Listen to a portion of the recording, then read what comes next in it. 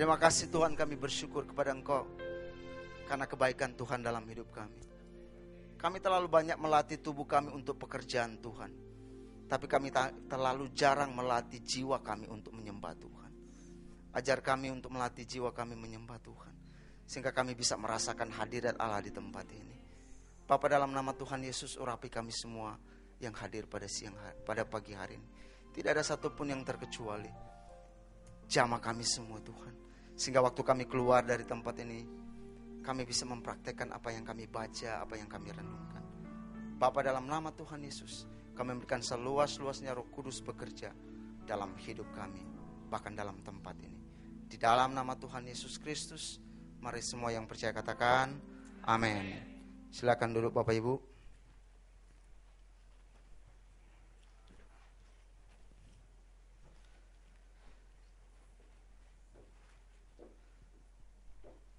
Mari kita buka Alkitab kita dalam kitab Markus pasal yang kelima. Markus pasal yang kelima ayat 25 sampai 34. Markus pasal 5 ayat 25 sampai 34. Lembaga Alkitab memberi tema Yesus membangkitkan anak Yairus dan menyembuhkan seorang perempuan yang sakit pendarahan. Sebelum kita masuk perenungan kita pagi hari ini, izinkan saya berkata, merdeka! Merdeka! Kita bersyukur kalau hari ini adalah hari ulang tahun kemerdekaan kita Indonesia. Kita tetap berdoa supaya kita mendapatkan kemerdekaan yang sesungguhnya. Amin. Karena kita cuma merdeka masih secara negara. Kemerdekaan untuk kebebasan beragama belum. Jadi tetap berdoa supaya benar-benar merdeka. Oke, mari kita masuk dalam firman Tuhan. Saya akan membacakan ayat 25, Bapak Ibu ayat 26. Selanjutnya kita membaca berbalas-balasan sampai ayat 34. Ayat 25 saya bacakan dan Bapak Ibu ayat 26. Ada di situ seorang perempuan yang sudah 12 tahun lamanya menderita pendarahan. Ia telah berulang-ulang diobati oleh berbagai tabib, sehingga telah dihabiskannya semua yang ada padanya. Namun sama sekali tidak ada faedahnya, malah sebaliknya keadaannya makin memburuk. Dia sudah mendengar berita-berita tentang Yesus, maka di tengah-tengah orang banyak itu ia mendekati Yesus dari belakang dan menjamah jubahnya. Sebab katanya, asalku jamah saja jubahnya, aku akan sembuh. Seketika itu juga berhentilah pendarahannya dan ia merasa bahwa badannya sudah sembuh dari penyakitnya. Pada ketika itu juga, Yesus mengetahui bahwa ada tenaga yang keluar dari dirinya. Lalu ia berpaling di tengah orang banyak dan bertanya, siapa yang menjamah jubahku? Murid-murid menjawab, engkau melihat bagaimana orang ini berdesak-desakan denganmu, dan engkau bertanya siapa yang menjamah aku? Lalu ia memandang sekelilingnya untuk melihat siapa yang telah melakukan hal itu. Perempuan itu yang menjadi takut dan gemetar seketika mengetahui apa yang telah terjadi atas dirinya, tampil dan tersungkur di depan Yesus dan dengan tulus hati memberitahukan segala sesuatu kepadanya. Maka katanya kepada perempuan itu, hai anakku, imanmu telah menyelamatkan engkau. Pergilah dengan selamat dan sembuhlah dari penyakitmu. Amin. Sekali lagi shalom. Ada sukacita, amin. Saudara yang dikasihi dalam Tuhan kita Yesus Kristus, saya tidak akan membahas kedua-duanya karena di cerita ini ada tentang Yairus dan yang satu perempuan yang sakit pendarahan. Saya mengajak yang belum ikut fresh morning prayer, maka kalau boleh ikut doa pagi. Karena di sana kita sudah mengupas sampai ini sudah lewat. Kalau di doa pagi saya mengupas tentang Yairus, tapi pagi hari ini kita coba mengupas tentang perempuan yang sakit pendarahan. Kalau saudara lihat dari cerita ini, di sini ada seorang perempuan yang berapa tahun sakit pendarahan? 12 tahun. Sudah lama sakit pendarahan. Tapi saya ceritakan latar belakang dulu cerita ini. Perempuan ini udah sakit dan dia sudah berobat kemana-mana dan dia tidak sembuh-sembuh. Satu kali dia mendengar tentang Yesus dan dia berpikir bahwa dengan menyentuh jubah Yesus maka dia sembuh. Orang Israel mempunyai jubah luar. Dan di ujung jubah itu ada semacam kayak bunga. Ternyata Yesus memakai itu sebagai tanda dia sebagai seorang imam. Jadi yang disentuh oleh perempuan itu ujung jubah itu. Jadi jubah luarnya. Jadi orang Israel pakai baju dalam, terus ada jubah luarnya. Saya mau tanya buat kita semua yang hadir pagi hari ini. Kalau misalnya kita semua di sini lagi ikut konser, terus tiba-tiba ada orang yang merangkak dan menyentuh ujung celana saya di banyak orang itu, apakah saya merasakannya? Tidak. Kenapa? Karena saking banyak orang. Tapi waktu perempuan ini menyentuh ujung jubah Yesus, Yesus berhenti dan kalau pakai bahasa kerennya dia bilang begini, "Who touch me?" Siapa yang sentuh aku? Tapi murid-muridnya bilang begini, "Guru, banyak orang yang sudah sentuh kamu." Kalau lihat di cerita ini, masa kau bertanya lagi siapa yang sentuh kamu? Tapi Tuhan bilang begini, enggak, ada kuasa yang keluar. Kalau Bapak Ibu suka dengan tema, maka saya akan bilang tema. Saya kasih beri tema, sentuh Tuhan sampai Tuhan memberkati saudara. Sentuh Tuhan sampai Tuhan memberkati saudara. Ada terlalu banyak kita datang ke gereja, dia berpikir dia sudah sentuh Tuhan. Tapi Tuhan bilang, enggak ada kuasa yang keluar. Kenapa perempuan ini di banyak orang enggak tahu. Tapi Yesus bilang, ada kuasa. Jadi pagi hari ini, bagaimana kita membuat Allah berhenti dan memberkati kita. Kadang-kadang kan kalau kita udah pergi, kalau udah di ibadah, wah, haleluya, puji Tuhan, udah lompat-lompat, saya sudah merasa sudah sentuh Tuhan. Orang yang mampu menyentuh Tuhan, pasti terasa hadiratnya. Karena ada apa? Ada kuasa yang keluar. Saya waktu membayangkan cerita ini, saya pikir, oh iya ya. Karena di cerita sini banyak orang yang sudah sentuh Tuhan. Tapi Tuhan bilang, enggak, bukan. Ada kuasa yang keluar. Who touch me, Pet? Kalau dia bilang, who touch me? Oh, Tuhan lihat banyak orang. Enggak, ada kuasa yang keluar. Saya cuma mau bilang, sentuh Tuhan sampai dia berhenti dan memberkati saudara. Nah, saya cuma membagikan 3 hal. Orang yang mampu membuat Allah berhenti dan memberkati kita. Yang pertama, mematahkan kemustahilan yang ada. Kenapa saya bilang mematahkan kemustahilan? Coba baca ayat 25 dan 26, di situ dibilang begini. Adalah di situ seorang perempuan yang sudah 12 tahun lamanya menderita pendarahan.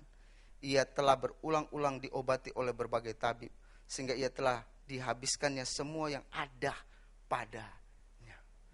Kalau saya baca ayat ini, saya berpikir begini, 12 tahun sudah berobat ke sana kemari. Setidaknya di otaknya berpikir begini, Allah ngapain ketemu Tuhan? Pasti juga gak sembuh kok.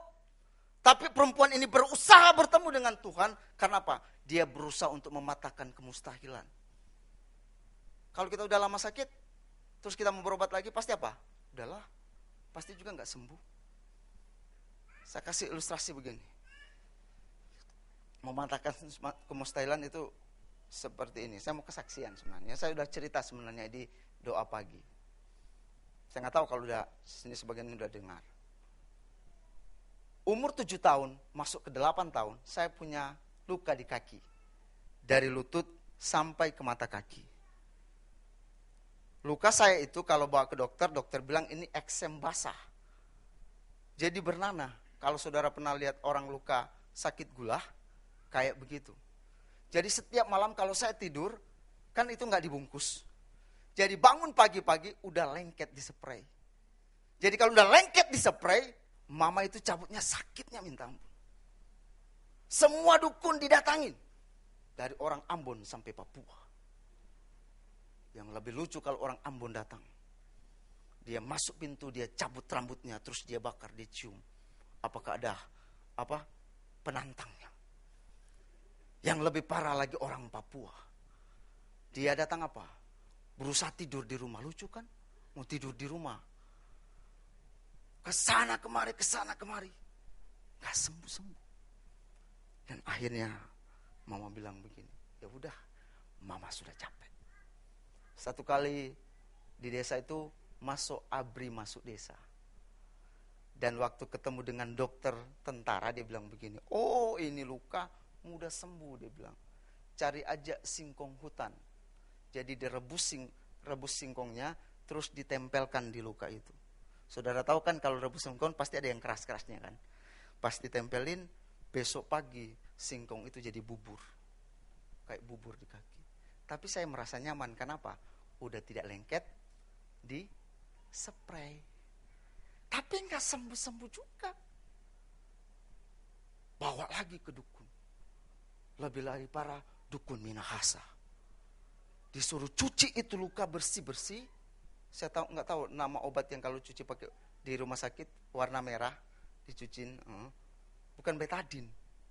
Jadi dicampur di air, dibersihin lukanya, sampai ke dukun, ketemu dengan dukun orang Minahasa. Dia apa? Dia ambil jeruk purut, dibakar, kan luka udah bersih, terus digosokin di kaki. Saya kalau waktu itu langsung umur 7-8 tahun. Setiap kali ke sekolah saya harus pakai apa? Kaos bola, kaos kaki bola, supaya lukanya nggak kelihatan. Tapi satu saat ketemu dengan seorang hamba Tuhan, ibu itu cuma doain. Bertahun-tahun, setahun saya sakit seperti itu. Tapi dengan Tuhan ternyata cuma apa? Cuma seminggu luka itu kering, bersih sekali. Sampai berita ini diturunkan, tidak ada bekas di kaki sekali.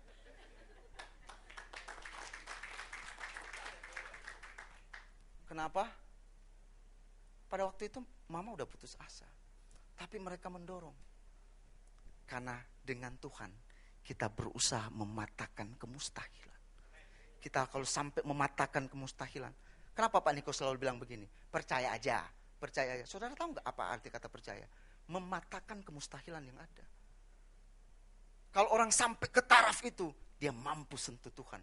Dan Tuhan akan bilang begini, who touch me? Who touch me?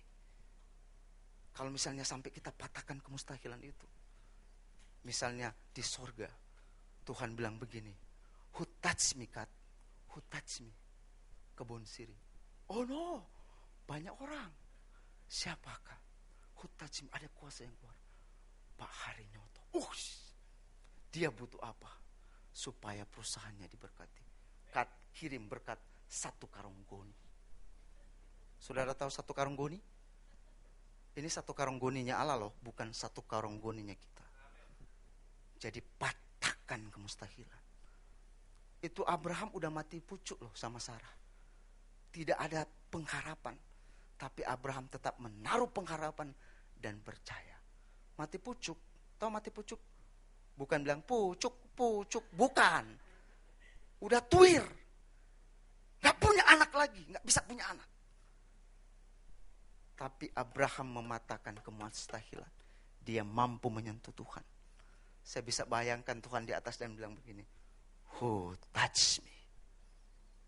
Kalau kebon siri, kita naik pujian, Tuhan akan bilang, harum banget. Dari mana? Kebun siri. Dia mampu menyentuh. Kita mampu menyentuh Tuhan. Amin. Yang kedua, orang yang mampu membuat Allah berhenti dan memberkati kita. Orang itu memiliki pengenalan yang benar akan Allah dan pekerjaannya. Kenapa saya bilang begitu? Di ayat 27 dibilang begini, dan dia sudah mendengar berita-berita tentang Yesus. Perempuan ini sudah dengar berita, bukan hot gossip. Dia memang dengar kabar-kabari, tapi saya terlalu percaya perempuan ini sudah cek and recheck tentang cerita Yesus. Itu sebabnya imannya bangkit dan dia bilang begini, asalku jamah jubahnya. Yang kedua ini saya bilang begini, kalau Anda bisa menyentuh Tuhan dan Allah berhenti, Anda mengenal Dia dan pekerjaannya. Saya kasih contoh. Kadang-kadang kan kalau kita datang ke gereja bilang, hadiratnya nggak kerasa. Hadiratnya nggak kerasa. Saya pulang dan berpikir-pikir dalam hati begini. Merenung, kenapa orang-orang bilang, nggak kerasa hadiratnya. Saya pulang dan coba buka buku. Dan tanya Tuhan. Saya bertanya begini, siapakah penentu hadirat Tuhan itu? Apakah, saya mau tanya, apakah, ini kita mau belajar nih. Apakah misalnya saya gembala, terus saya bilang begini, saya tidak merasakan hadirat Tuhan. Otomatis kita semua di sini tidak rasakan hadirat Tuhan? Atau pemain musik yang ada di depan keseleo sedikit, terus kita bilang, tidak terasa hadirat Tuhan. Apakah pemusik? Atau pendoa dan pengerja yang tidak berdoa ataupun berdoa sungguh-sungguh, terus kita bilang tidak terasa hadiratnya. Atau yang terakhir nih, atau gembala, pemain musik, pengkhotbah, pengerja, dan jemaat. Atau istilahnya pribadi lepas pribadi. Kalau kita kenal cara kerja Tuhan, kita nggak akan bilang, hadiratnya nggak kerasa. Saya mau kasih tahu buat Bapak Ibu. Kalau misalnya saya bilang tidak terasa hadiratnya, terus ada 2 orang di belakang merasakan hadirat Tuhan, siapa yang benar? Karena firman Tuhan bilang, 1-2 orang berkumpul, aku ada. Bahasa asli yang dipakai bukan cuma berkumpul dalam ibadah. 1-2 orang berkumpul mempercakapkan Tuhan, dia ada. Kalau kita bilang nggak ada terasa hadiratnya. Oh iya, karena pendoa tadi tidak meraung-raung berdoa. Oh, karena pekerja tidak ada kesatuan hati. Hey, come on Bapak Ibu. Yang disatukan adalah doa dan pribadi kita untuk datang ke sini. Kalau hati kita benar-benar mau cari Tuhan, kita mampu menyentuh Tuhan. Dan Tuhan akan bilang dari atas, who touch me, kebon siri. Berkati mereka. Jangan selalu bawa-bawa, nggak kerasa hadiratnya. Siapkan hati kita. Semua di tempat ini, undang dia ada. Walaupun kadang-kadang bahasanya rada gimana? Kalau Bro Yabes tahu itu. Karena mereka dengan Pak Thomas udah S2, saya masih S1. Ya toh? Kalau kita bilang hadirat Tuhan, kalau misalnya kita nyanyi, saya percaya dia sudah ada kok di sini. Sebelum Bapak Ibu ada di tempat ini, dia sudah ada. Karena dia adalah Allah yang omnipresent.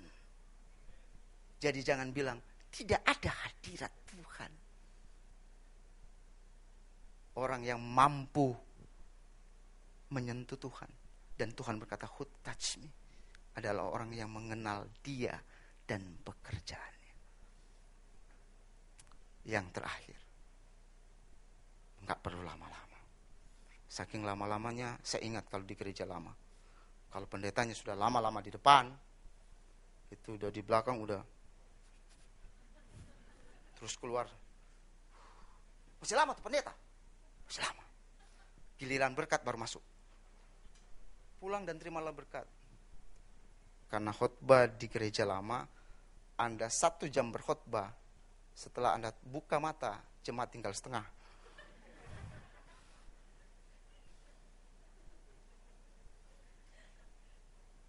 Yang terakhir, orang yang mampu membuat Allah berhenti dan memberkati kita, yang terakhir adalah orang itu harus bergerak dan bukan hanya tersentuh. Ayat 28 kan dia bilang begini, sebab katanya asalku jama jubahnya, aku sembuh. Kalau perempuan ini cuma duduk di situ dan tidak merangkak menyentuh ujung jubah Yesus, dia tidak akan mengalami kesembuhan. Ada terlalu banyak dari kita sering tersentuh tapi tidak tergerak. Misalnya tersentuh memberikan perpuluhan. Waktu lagi nyanyi, oh puji Tuhan, aku akan memberi. Giliran keluar, dia nggak langsung bergerak. Kenapa? Dia cuma tersentuh. Itu sebabnya harus bergerak. Jangan cuma disentuh-sentuh. Oh, saya ingin memberi. Saya 1 kali kalau pelayanan. Jadi kalau pelayanan kantor, Tiba-tiba pas keluar, Pak Jafar, ini ada berkat buat Tuhan. Saya tersentuh dengan khotbah Bapak. Oh, saya nggak lama-lama. Oh, terima kasih Tuhan Yesus, saya berdoa. Saya pegang itu amplop, saya takutnya iblis lewat, dia tarik lagi kan. Karena kadang-kadang kita cuma tersentuh tapi tidak mau bergerak. Perempuan ini, dia bergerak. Dia bukan cuma tersentuh. Satu kesaksian begini. Kami ngontrak rumah udah berpindah-pindah. Dari dekat Pak RT, pindah ke Memphis, dekat pasar, terus tinggal ini dekat jalan. Saya nggak tahu, mungkin saya bukan orang yang suka say hello kali. Jadi saya nggak terlalu dikenal kalau di apa RT itu. Yang terkenal itu Santi. Karena dia bisa ngomong dengan ibu-ibu di samping-samping. Karena dia punya prinsip begini. Dari pacaran sampai sekarang. Kalau saya tersentuh Kak, saya akan memberi. Jadi nggak mau lama-lama. Kalau dia kena, dia kasih. Kalau dia kena, dia kasih. Dia prinsipnya seperti itu. Satu kali ada seorang anak, nangis-nangis di depan rumah. Dipeluk sama mamanya. Nangis-nangis terus. Terus Santi tanya, kenapa Bu? Nggak tahu nih. Tapi pas dia pegang, anak itu panas. Kenapa nggak bawa di puskesmas? Dia bilang, kenapa nggak bawa di puskesmas? Nggak ada duit. Dia langsung masuk ke dalam. Ambil duit, kasih ke ibu itu. Duitnya gede loh. Kasih. Bawa ke puskesmas, sisanya buat ibu. Saya bilang, ngapain sih lu kasih-kasih? Nanti mereka, pergunain lu. Dibiasain. Dia bilang begini, kalau aku tersentuh, aku langsung bergerak. Dia kasih. Jadi di tempat di mana tinggal, seperti itu. Ada makanan, kasih. Jadi orang kenal. Jadi setidaknya kita di sini kalau mau menyentuh Tuhan, sehingga Tuhan memberkati, jangan cuma tersentuh, harus bergerak. Kalau Tuhan suruh kasih perpuluhan, kasih, jangan cuma tersentuh-sentuh. Tersentuh saya kasih perpuluhan, tersentuh. Pas gembala tanya, udah kasih? Oh belum tergerak. Sehingga Allah tidak bisa, who touch me. Jadi sentuh Tuhan. Amin. Sentuh Tuhan sampai Tuhan berhenti dan berkata, who touch me. Who touch me. Jangan lama-lama. Kalau ingin diberkati dan ingin lihat perkara besar dicurahkan, gereja diberkati, sentuh Tuhan sampai benar-benar kuasa itu ada dalam hidup kita. Amin. Mari sejemput kita semua bangkit berdiri.